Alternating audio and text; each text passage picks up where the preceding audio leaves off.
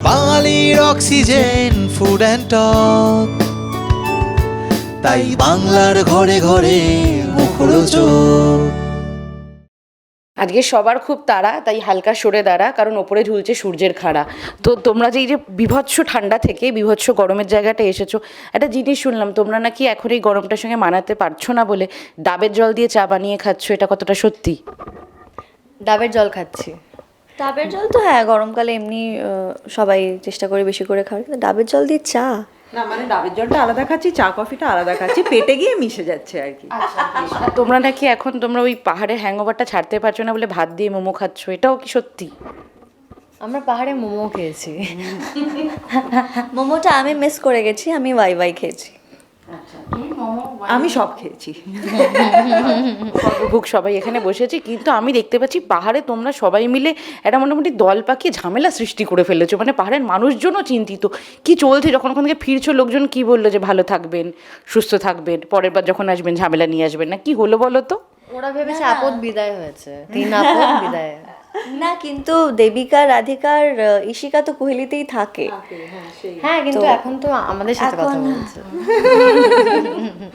যাই হোক, 3 বোনের ব্যাপারে আমরা যেটুকুনি দেখতে পেয়েছি ওই অ্যানিমেটেড ভার্সনটা থেকে জানতে পেরেছি, তাও যদি একটু ডিটেলে বলো 3 বোন কীরকম। আগে দিদি শুরু করুক।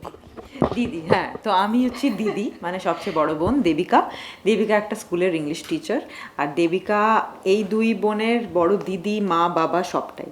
আমাদের বাবা মা নেই, তো দিদি হিসেবে আমি ওদের মানে চেষ্টা করেছি যতটা আগলে রাখা যায়, এবং ও ভীষণই প্রোটেক্টিভ ওদের নিয়ে। এবং দেবিকা ভীষণই একজন স্ট্রং উইলড ওম্যান, একজন ইংলিশ টিচার, তার একজন স্বামী আছে, তার একটা ছেলে আছে, এদেরকে নিয়েই ওর জীবনটা। এবং ও কোনো অন্যায় অত্যাচার এগুলো সহ্য করতে পারে না, আর she is very upfront about it. তো এটাই হচ্ছে দেবিকার চরিত্র।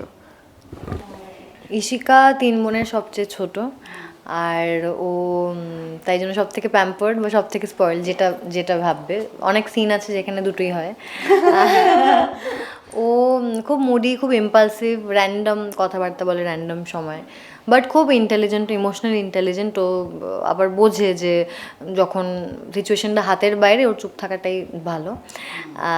সব থেকে ছোট যেহেতু, তাই সবসময় বড়রা আগলে রাখে, কিন্তু ওরও একটা ওই দায়িত্ববোধ সৃষ্টি হয়েছে সেটা থেকেই, যে সবাইকে একটু মানে নিজের মতো করে একটু আগলে রাখার, যতটা সম্ভব ওদের পাশে থাকার, ছোট হয়েও। তো এরকম একটা ব্যাপার, ও একটা অন্টারপ্রেনার, ওর একটা ছোট ব্যবসা আছে, একটা ছোট ক্যাফে আছে হাংরি এতি বলে। ও ওখানে সবাইকে খাওয়াতে ভালোবাসে, নিজে বানিয়ে তেন্থুক খুব বানায়। ওর ওর সদ্য বিয়ে হয়েছে, যে চরিত্রটা অনিন্দ প্লে করছে তার সাথে, প্রবীর। এবং হ্যাঁ, মানে ও খুব ওর জীবনটাও মানে ওই 2 দিদি, প্রবীর, ক্যাফে, এই। তোমার? রাধিকা শান্ত, একটু চুপচাপ এবং ভীতু। ও বুঝতে পারে না যে কোনো কঠিন পরিস্থিতিতেও কী করে বিষয়টা সামাল দেবে। সেক্ষেত্রে ও জানে যে ওর জন্য ওর মানে দিদি আর ইস্যু সবসময় রয়েছে, কিছু হলেই তাদের কাছে যায়, তারা মানে তারা চেষ্টা করে সব রকমভাবে যাতে ওকে আগলে রাখা যায়। তো রাধিকার একটি মেয়ে আছে রাহি, তাকে সে সবসময় আগলে রাখার চেষ্টা করে, যতটা পারে গুড ওয়াইফের একটা ইমেজ সবসময় ধরে রাখার চেষ্টা করে, সংসারে যাতে কোনো ভুল ভ্রান্তি করে না ফেলে, হাজব্যান্ডকে একটু ভয় পায়। তো এইসব নিয়েই রাধিকা। 3 জনের ক্যারেক্টারিস্টিক যেটুকুনি শুনলাম সেগুলো থেকেই কয়েকটা প্রশ্ন করব। তোমারটা যেমনটা তুমি বললে, তুমি খুব আপফ্রন্ট, এইখানে তোমার ক্যারেক্টারটা। ব্যক্তিগত জীবনে এতখানি রাস্তা এসে কি মনে হয়, সব কথা খুব স্ট্রেট ফরওয়ার্ড বলে দেওয়া ভালো, না কিছু কথা ঢোক গিলে মানুষটাকে জাজ করে নেওয়া, বা ভেতরে ভেতরে এই মানুষটা এরকম চিনে নেওয়া ভালো? আমি জানি না, আমি ভীষণ আপফ্রন্ট। তো আমি খুব একটা যে ভেবে কথা বলতে পারি, বা মাঝে মাঝে র্যাশনালি ভাবিও না। আমার যদি কিছু মনে হয় আমি বলে দিই। তো হ্যাঁ, মানে হয়তো কিছু জায়গায় ম্যাচুরিটিটা ভীষণ ইম্পর্টেন্ট হয়, যে কিভাবে একটা সিচুয়েশনকে ডিল করছো তুমি। বাট সব সময় না সিচুয়েশনের উপর অ্যাকচুয়ালি ডিপেন্ড করে কিভাবে তুমি ওটাকে ট্যাকেল করবে। বাট আমার সাথে বেশিরভাগ যেটা হয়, আমার যেটা মনে হয় আমি বলে দিই। সো মাঝে মাঝে ওটা প্রবলেম হয়, মাঝে মাঝে ভালোই হয়। আর এদিকে তুমি তো ইমোশনালি ম্যাচিওর একজন, কিন্তু তারই সঙ্গে কখন কখন মনে হয় ইমোশনালি ফুল হলে না অনেক জায়গায় বেটার থাকা যায়। হ্যাঁ হ্যাঁ, রিয়েল লাইফে আমি সেরকমই। না না, মানে একটা মানুষ তো শুধু একটা অ্যাডজেক্টিভ হতে পারে না, মানে সবার মধ্যেই সব রকম, মানে একটা মিশ্রণ।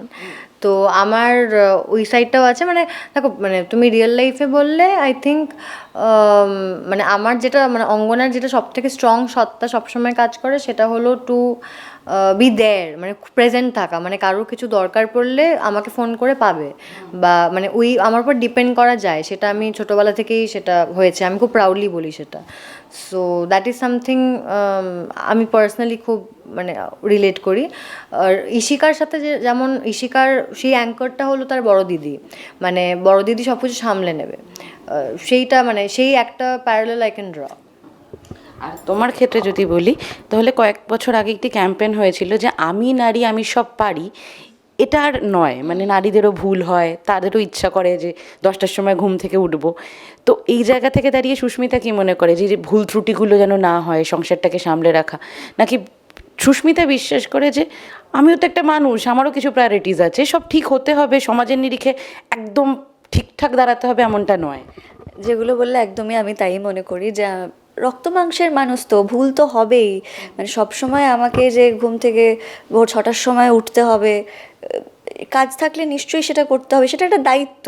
কিন্তু এটা হতে পারে না যে ওর একদিন ইচ্ছে করলো যে একটু দেরি করে ঘুম থেকে উঠবে, নিজেকে একটু সময় দেবে, সেটাও করবে। তো ভুল মানে দোষ গুণ নিয়েই তো মানুষ তৈরি হয়, মানে নারীরা পারে, একদমই তাই, সব পারে। কিন্তু আমার মনে হয় তাদের তাদের মতো করেও মানে বাঁচে, মানে আমি তো নিজের মতো করে বাঁচি, কিন্তু তার সঙ্গে এরকম না যে আমি সব দায়িত্ব ছেড়ে দিলাম, যে যেটা পারছে করছে, আমার মানে আমার কিছু যায় আসে না, সেটাও না, দায়িত্বও পালন করব, নিজের মতো করেও থাকবো। বেশ, এখানে যেহেতু তোমাদের ফ্যামিলিতে একটা হঠাৎ করে ক্রাইসিস এবং তারপরে বিভিন্ন জিনিস রাইজ করছে দেখা যাচ্ছে, তোমাদের তিনজনের কাছেই প্রশ্ন সেক্ষেত্রে, যে ক্রাইসিস কতটা তোমাদের অন্য মানুষকে চিনিয়েছে আর কতটা নিজেকে চিনিয়েছে, যে হু অ্যাম আই, এটা কতটা চিনিয়েছে? দুটোই হয় আমার মনে হয়। একটা ক্রাইসিসে পড়লে তুমি অ্যাকচুয়ালি রিয়েলাইজ করবে যে তোমার ম্যাচুরিটি লেভেলটা কতটা, এবং ওই সময় কে তোমার বন্ধু, কে তোমার ফ্যামিলি, এইটাও তখন তুমি বুঝতে পারবে ক্রাইসিসে পড়লে। ক্রাইসিসে না পড়লে কিন্তু সেটা বুঝতে পারবে না। একদমই তাই, আমি ওটা খুব বিশ্বাস করি। আর তোমার কাছে ক্রাইসিস কি?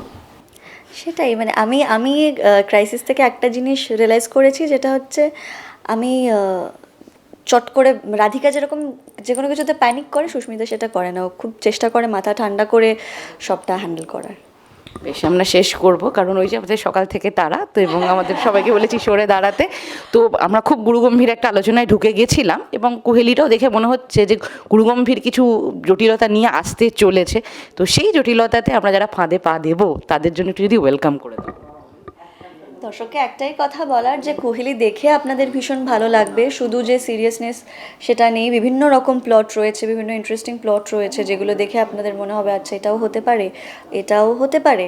তো সেটার জন্য আমরা অপেক্ষা করে আছি যে আপনারা 15th মে হইচইতে কোহেলি দেখুন, এবং আমাদের জানান যে আমরা কতটা কি করতে পারলাম, আপনাদের কতটা ভালো লাগলো চরিত্রগুলো, গল্পটা, সবটার জন্য আমরা ভীষণ ওয়েট করে আছি। একদমই একটা অন্য ধারা আসতে চলেছে হইচইতে। কোহেলি আমাদের কাজ করে খুব ভালো লেগেছে, কমপ্লিটলি অন্য ধরনের প্রজেক্ট একটা।